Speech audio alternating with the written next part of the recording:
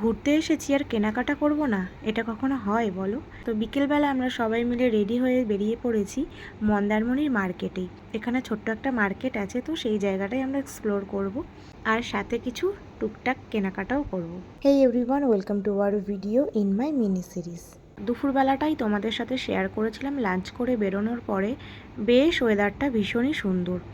কি কপাল দেখো, হাতে গুনে দুটো একটা জিনিস কিনতে না কিনতেই এমন ঝড় বৃষ্টি শুরু হলো, দোকানদাররা বাধ্য হলো দোকানে ঝাঁপ নামিয়ে দিতে। সব দোকানই বন্ধ করে দিল।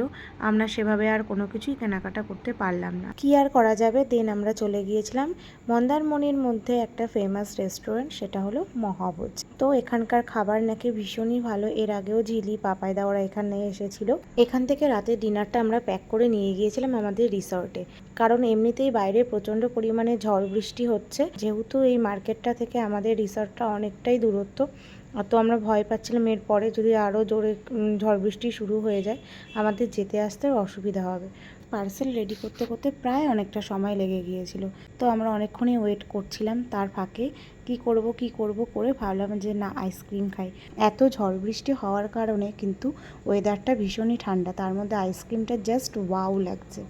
ওভারঅল ভালো এনজয় করা হয়েছে। আর রাতের ডিনারে আমরা নিয়েছিলাম চিকেন বিরিয়ানি।